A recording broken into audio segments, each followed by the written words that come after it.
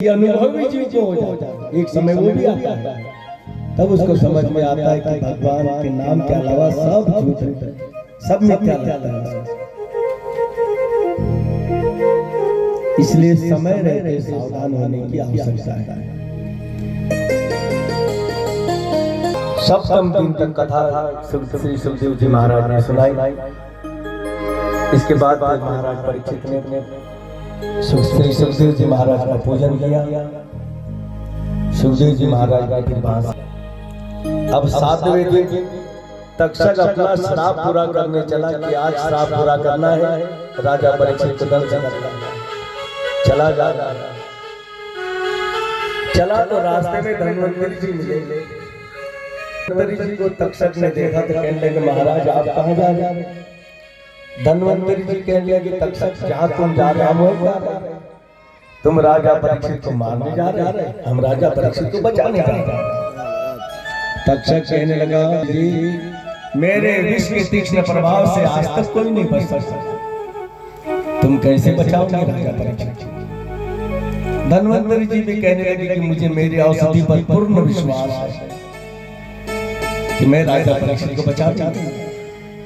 तक्षक कहने लगा अच्छा मैं ऐसे नहीं मानता, इस बात की परीक्षा होनी चाहिए। इस सामने जो हरा भरा वृक्ष है इसको मैं विष की प्रचंड ज्वाला से जलाकर भस्म कर देता हूँ, आप अपनी औषधि से इसे पुनर्जीवित करके बताइए।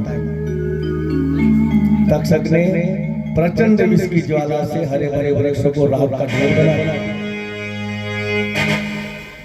राख का ढेर बन गया हरा भरा वृक्ष। कहते हाँ महाराज अभी इसको जीवित करके दिखा।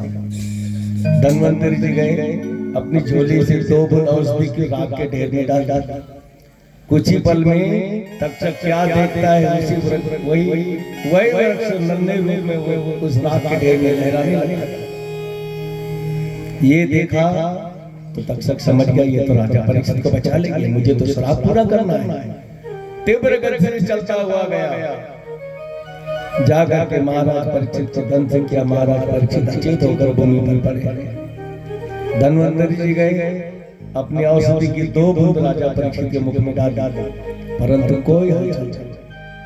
पुनः 2 बूंद औषधि डाली फिर भी कोई हलचल। तीसरी बार भी औषधि डाली परंतु महाराज परीक्षित जीवित नहीं। अपनी औषधि को असफल देखा धन्वंतरी जी ने तो बड़ा दुख हुआ, मन में बड़ी गलानी कि आज तक मेरी औषधि असफल नहीं हुई, आज मैंने असफलता का मुख देखा, यह सफलता का कलंक लेकर अब मैं जीवित नहीं रहूंगा, अपने प्राण त्याग दूंगा। लकड़ी की चिता बनाई, अग्नि प्रज्वलित की, बस अग्नि में कूद ही जाना चाहते हैं। उसी क्षण भगवान ने प्रकट होकर धन्वंतरी जी का हाथ पकड़ लिया। कहते महाराज क्यों मरते हो, काहे को मर रहे हो? धन्वंतरी जी कहने लगे प्रभु बस अब मैं जीना नहीं चाहता, आज मुझे असफलता का कलंक लगा, मैं महाराज परीक्षित को जीवित नहीं कर पाया, मेरी औषधि असफल हो गई। भगवान कहते धन्वंतरी जी कौन कहता तुम्हारी औषधि असफल है, तुम्हारी औषधि सच्ची है। तक्षक ने उसका काम किया, उसका कर्म किया, आपने अपना कर्म किया। मैंने कर्म मनुष्य के हाथ में दिया है, उसका फल क्या देना मेरे हाथ में। तुम्हारी औषधि महाराज परीक्षित के उदर में जाती तब तो लाभ करती, वो तो भीतर गई, मैंने भीतर जाने नहीं दी। तुम्हारी औषधि तो ये मेरे हाथ में, अपनी मूर्ति खोलकर दिखाई भगवान कहती है देखो तुम्हारी औषधि। धन्वंतरी जी क्यों महाराज परीक्षित को बचाना चाहता है?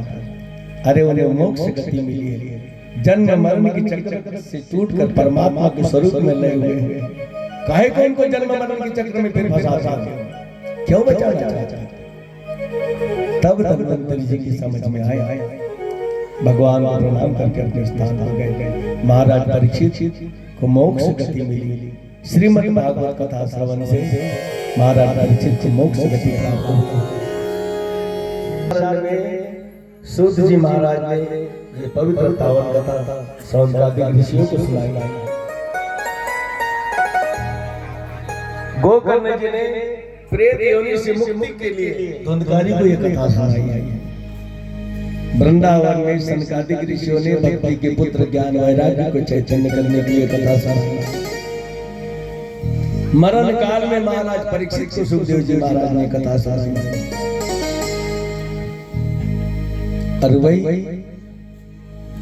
परम मंगल में भागवत कथा का हम सभी 7 दिनों से रसपान कर रहे हैं। और अब कथा का विश्रांति का समय आ रहा है। क्योंकि समय की प्रतिकूलता है, इसलिए समय के अनुसार चलने में ही लाभ है, क्योंकि और भी कार्य हमारे सब व्यवस्थित हो सके। इसलिए कथा को हम विश्रांति को लेकर चलेंगे। सप्तम दिवस कथा की विश्रांति होती, कथा पूर्ण हो गई ये कहना हमारे बस की बात नहीं है। कथा पूर्ण हो गई है ये कह सकते, क्योंकि हरि अनंत हरि कथा अनंत।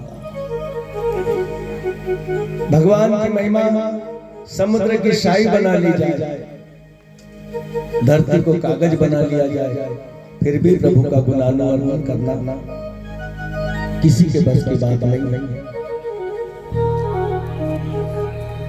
हमको बड़े भाग्य से देह मिली है, मनुष्य योनि मिली, इसको हम सार्थक करें। भगवत नाम में, भगवत चिंतन में मनुष्य योनि हम भजन करने के लिए मिली है और बड़े भाग्य से मिली है। संत जनों ने कहा है